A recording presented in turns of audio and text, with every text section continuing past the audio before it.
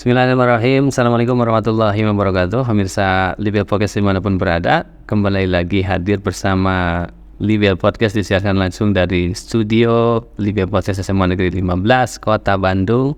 Dan seperti biasa kita hadirkan tokoh-tokoh dari anak-anak generasi milenial, bahkan zilenial ya kamu ya? Ya, Gen Z. Gen Z. Oke, kita hadirkan Saudara Fadil. Selamat datang ya. Selamat datang Bapak. Dan ini Fadil ini baru saja terpilih oleh 1.300 siswa SMA Negeri 15 yang melakukan pemilihan dan jatuh ke beliau sebagai suara terbanyak menjadi ketua OSIS. Selamat. Makasih Bapak banyak. Ya, bisa baru hadir di Libel Podcast ini. Saya ajak, saya perkenalkan kepada seluruh anggota sekolah dan orang tua mungkin. Dan ini salah satu orang tuanya juga mungkin cukup berbangga karena anaknya di sekolah sudah menduduki sebuah jabatan strategis. Alhamdulillah. Dan bagaimana rasanya sekarang terpilih menjadi ketua OSIS?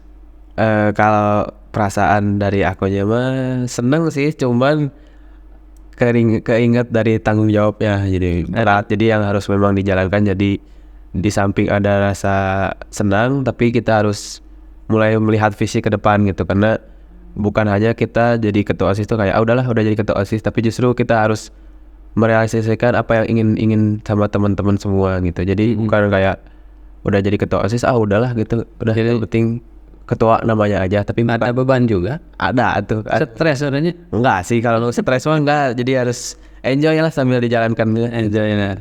Tapi artinya pikir aja bahwa saya ketua OSIS programnya apa. Iya, ada tanggung jawabnya, harus dijalankan. Oke, terus dengan waktu belajar, dengan setelah menjadi ketua OSIS nih ya, waktu belajar Anda dengan kegiatan gimana ngebaginya tuh? Ada hambatan juga?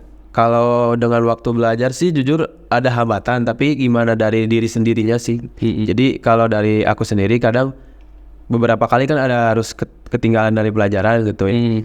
Aku paling habis pelajaran tersebut atau misalkan pulangnya aku langsung nanya-nanya ke temen yang gimana sih pelajaran ini, tugasnya ada apa aja. Kalau misalkan aku ternyata belum mengerti gitu, boleh bantu jelasin nggak ke teman-teman. Terus aku pun ikut tambahan les juga gitu. Jadi ya sambil kita di dalam itu organisasi, di luar juga akademik harus tetap berjalan gitu. Ya. Tapi menurut Anda ini ya ini saya langsung nanya jujur aja ya, jujur, jangan ada beban apa-apa.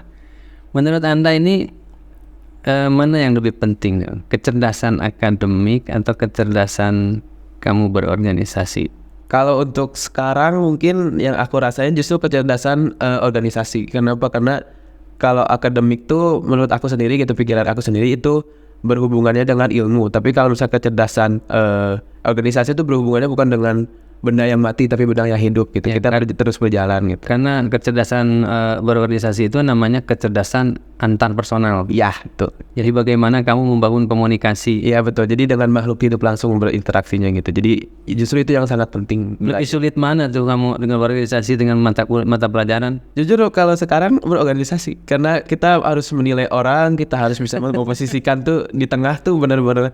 Kita harus gini, gak boleh kayak gini, Itu benar-benar kita harus menahan lah istilahnya gitu. Kerasa ya sekarang, jadi pemimpin itu. Ya kerasa. Jadi banyak pro kontra. Ya betul. Memilih yang mana? Ya betul. Banyak kritik atau apalah itu ya. Oke. Dan Anda tahu nggak kalau orang-orang yang sukses di luar sana itu rata-rata memiliki kecerdasan apa? Anda tahu nggak, pernah baca buku atau apa? Belum. Iya belum. Kecerdasan antar personal. Iya sih, benar. Masuk akal. Saya baca buku 733 miliarder di riset semuanya. Lalu ditanya apa yang menjadi faktor pendukung mereka jadi miliarder itu. Antar personal. Communication skill, collaboration. Iya benar. Kan akademik. Iya benar, masuk akal. Tahu nggak akademik urutan keberapa? 21. Iya dari 100 itu, dari nomor 1 sampai 100 dia urutannya ke 21. Di tengah sih itu berarti. Ya tapi nomor 1 ini antar personal. Iya benar. Communication, kejujuran kayak begitu. Jadi Ya itu kita harus paham ya. Ya, benar. Jadi jangan menganggap akademik itu menjadi satu hal yang Harus gitu. panglima harus. Tapi kita pelajari saja semua. Iya.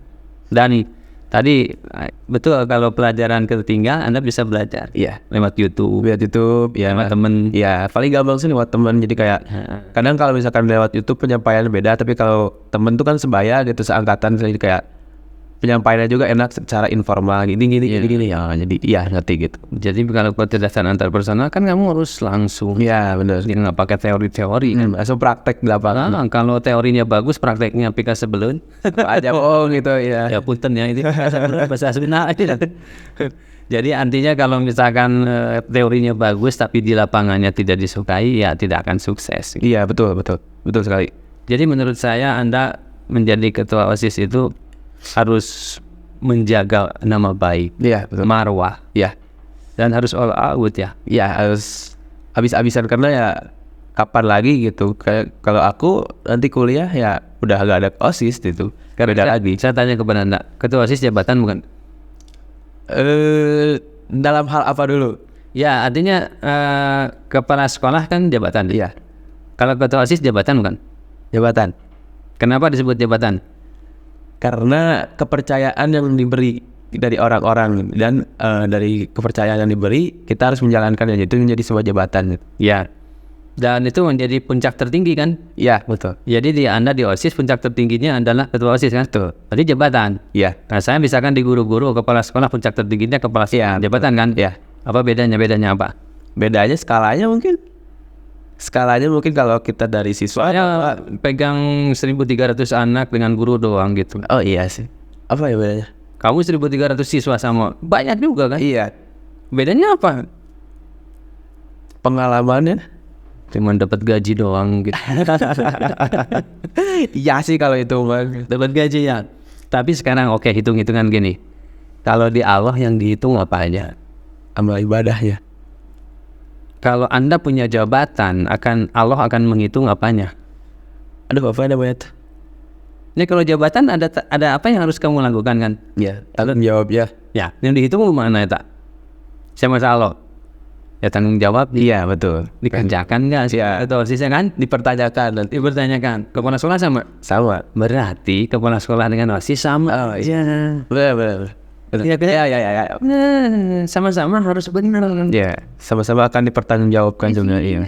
Hati-hati kalau ditanya, kamu punya jabatan enggak? Iya benar.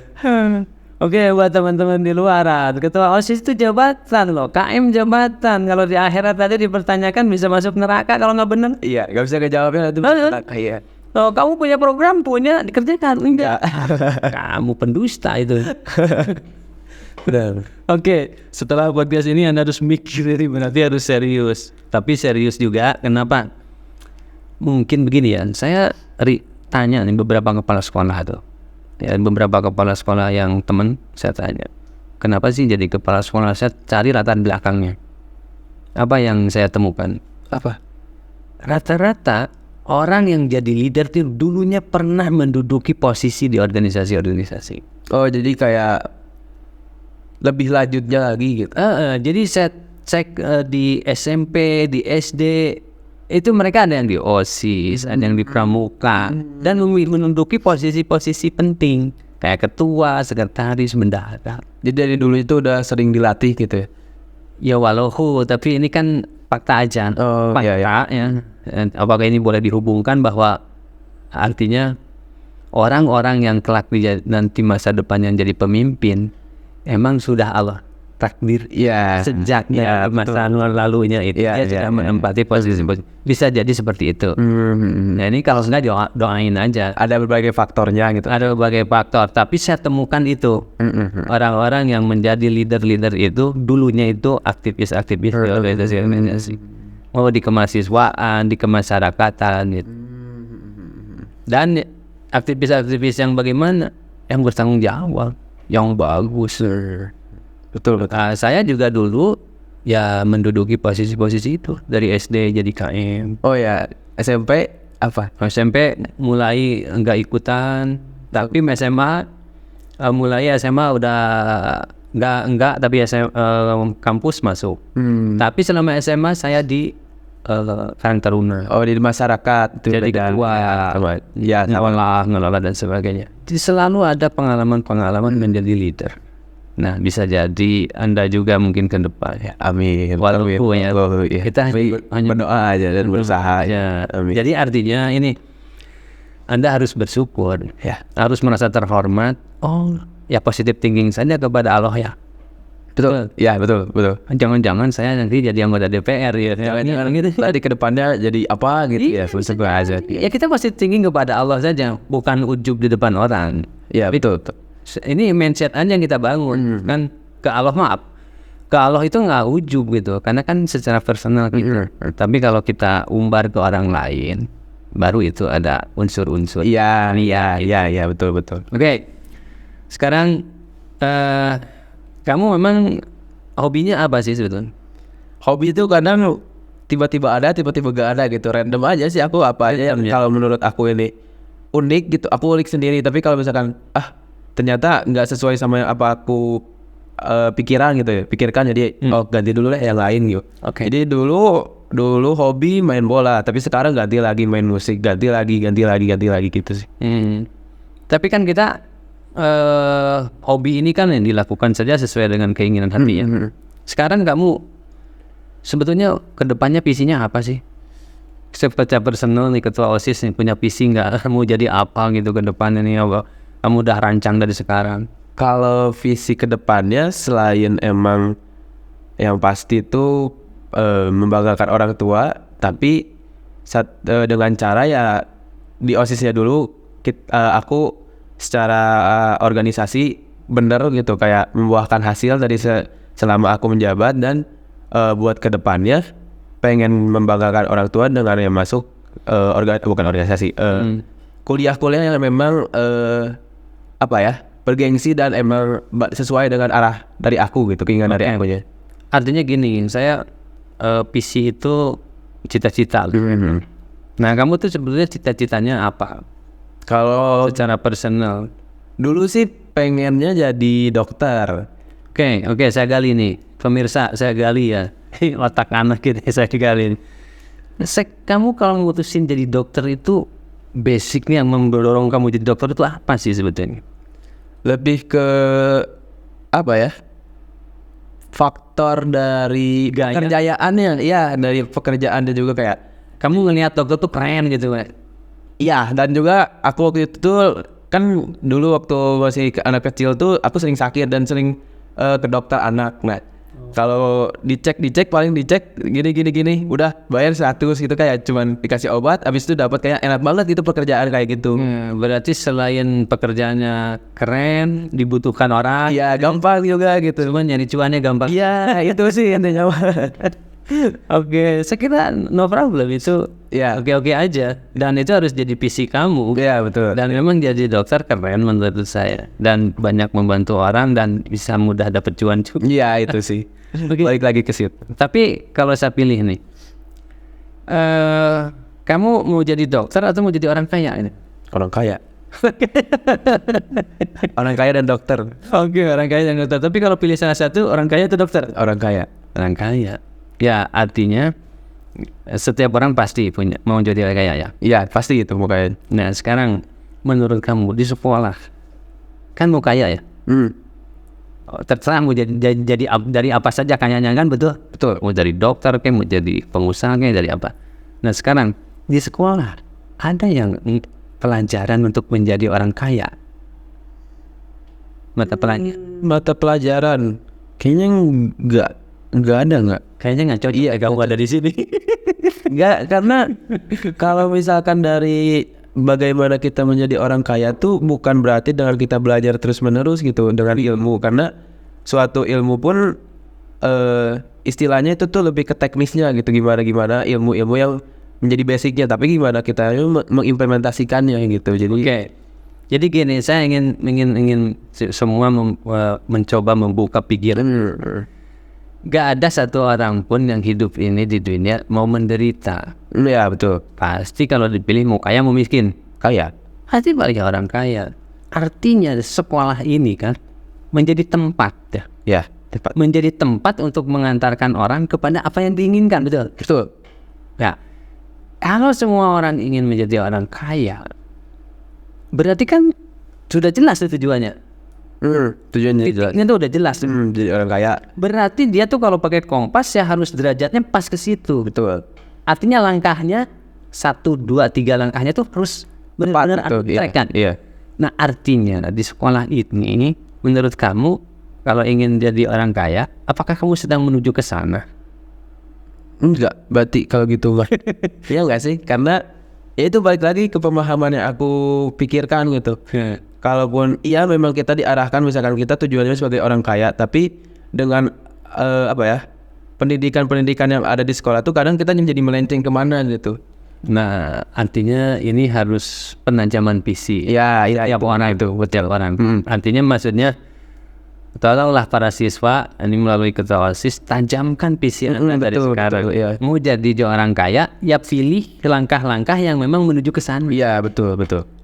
Nah, saya lihat kan, oke, sekarang ini program-program di sekolah. Ya, boleh. Menurut Anda, ini menuju kepada tujuan semua orang nggak menjadi orang kaya? Contohnya berarti ada Ada program apa? Baca buku. baca buku 27 buku Ya. dalam 1 tahun. Itu menuju ke sana nggak? Ke titik itu? Iya, karena semua pengetahuannya kita harus membaca gitu. Harus ada literasi dan ya tingkatan literasi pun beda-beda. Orang kaya kan ada bukan karena dia dikasih duit dari langit, bukan. Betul ya. Karena dia punya skill, Ya, dia punya ilmu. ya. Dari mana ilmu dia dapat? Membaca. Baca. Nah, berarti sekolah ini sudah on the track. Betul, ya. Bukan? Setuju kan? Setuju. Oke, yang kedua programnya menabung saham. Iya. Menuju ke sana enggak? Menuju.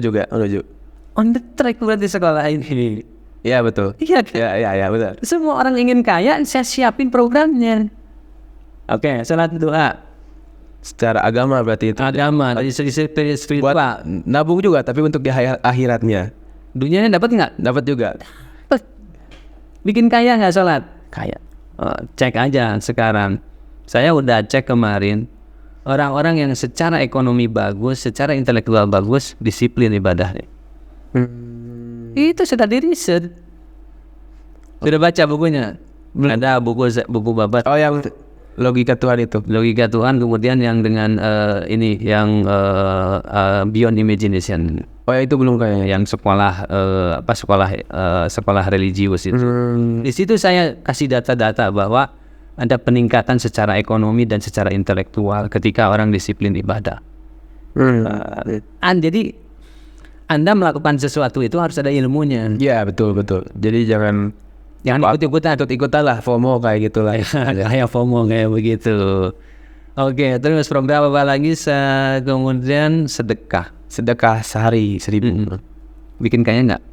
Bikin kaya juga, karena kalau di dalam Islam sendiri pun kan nggak boleh semuanya harta tuh buat kita, tapi harus ada yang dibersihkan juga biar istilahnya halal lah istilahnya. Saya tanya kepada Anda, kalau Anda ngasih duit sedekah, zakat, infak, itu duit Anda atau duit orang? Duit orang. Iya, karena itu bukan duit kita. Iya, betul. Tapi kita merasa ketika ngeluarin sedekah merasa itu duit. Iya, karena itu hak dia. Iya, betul. Hak orang lain. Betul. Kita mahnya harus dikasih. Jadi ada jatah-jatahnya. Nah, ini mindsetnya yang beda ya. Karena kan kalau kita nerima merasa ini milik lembar gitu, kayak sayang uangnya gitu. Iya, kalau dikasihin merasa ini duit saya dikasihin ke dia. Karena bukan duit dia itu sebetulnya. Memang sudah haknya seperti itu. Iya, karena di Al-Qur'annya diatur bahwa ada hak orang lain dalam harta kita. Itu sedekah. Makanya saya latih sedekah. Kenapa sedekah bikin kaya? Sudah tahu rumusnya belum? Apa? Gimana rumusnya? Dalam Al-Qur'an belum. Gimana sih? Saya sudah sering ceramah. Oke, saya kayak ingat, tapi coba saya kasih tahu ketua OSISnya. Ya. Ketua OSIS jangan sampai lupa. Rumusnya di Al-Baqarah 261. Itu rumusnya anak SD juga bisa, pasti gampang. 1 - 1 sama dengan 700. Oh, itu pernah yang waktu di masjid juga pernah. Iya. Itu Al-Baqarah 261 itu Quran itu. bukan bikin-bikinan otak saya. Ya, Kalau nggak percaya Quran ya siapa orang yang nggak percaya Quran? ateis berarti kan gitu. Satu kafir kan? Iya, benar. Hampir kepada Quran. Jadi saya cantumin 1/700 itu dari Quran. Iya. Jadi artinya kalau kita ngasih, kita tuh dapat tuh dari Allah. Ya. Bukan dari orang dapatnya, tapi dari Allah. 700 itu dari Allah. Jadi satu kita dikurangin tapi kita dapat 700 lagi kita. Itu mindset orang sedekah. Iya. Dan itu mental pemimpin, mental para pahlawan, mental para inovator, mental para peneliti. Mereka tuh nggak dapat apa-apa, tapi kelimpahannya dari Allah Subhanahu wa Ta'ala. Nah itu mental seorang pemimpin harus mental 1-1 sama dengan 700 itu. Jadi kita mau berbuat untuk orang, tapi Allah lah yang akan Memberi menjaga hidup kita. Ya. Dan Memberi lebih juga. dan tidak akan sengsara, tidak. Iya. Kan ngomong-ngomong ini gimana Ketua OSIS? Kan sudah sepakat ya mau menuju titik di sana bahwa kita tetap saja mau jadi apapun inginnya jadi orang kaya. Betul. Mau jadi dokter, mau jadi guru, jadi presiden, ya kan kita pengen jadi orang yang berkecukupan rezeki dan berkelimpahan. Sekarang apa saja yang sudah Ketua OSIS lakukan, jujur aja? Untuk dari program sekolah itu. Iya. Kalau membaca kadang baru nggak sampai puluhan sih, bukan puluhan, belasan, masih hitungan jari. Kalau untuk yang main saham, alhamdulillah aku karena ada dari teman dekat aku pun ada main dari saham, jadi aku pun mulai belajar dikit-dikit di YouTube gitu. Di YouTube ada salah satu channel yang emang gampang buat basic kita yang emang sulit. Kalau misalkan ada ilmu tuh yang langsung wah gimana saham tuh gini, tapi ada di channel YouTube yang gampang gitu cara penjelasannya. Betul. Dan sekarang belajar mah nggak usah nyari-nyari guru, atau tidak. Iya, Guru betul. mah guru mah ada pulangnya, ada tidurnya. Iya, terbatas gitu. Ya YouTube mah kapan saja. 24 jam. Wah, ilmu sekarang itu sangat terbuka. Yang penting mau nggak kitanya ya. Keinginannya, inisiatifnya. Ya sekarang udah punya rekening belum? Udah. Rekening sahamnya? Udah. Oh keren nih, para pemirsa. Ketua OSIS kita sudah punya rekening saham. Dan ini para calon para perempuan yang mencari jodoh kelak, jodohnya harus ditanya nanti punya rekening saham. Kalau nggak punya rekening saham, cemen itu. Oke, kalau yang sudah punya rekening saham nggak masuk checklist cet ini. Berikutnya suka sholat duha nggak? Ces, kasih tanda begitu. Nanti duhanya berapa rakaat? 12. Tambahan. Itu calon jodoh yang harus milih itu.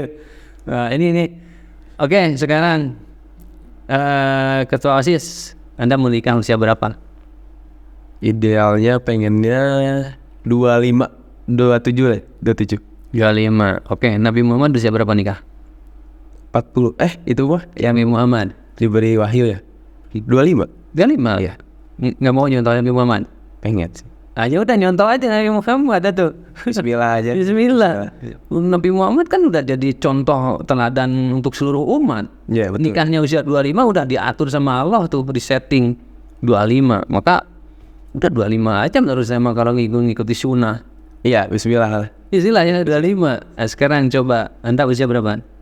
17 sekarang, mau 18. 17. Berarti sampai 25 berapa tahun lagi?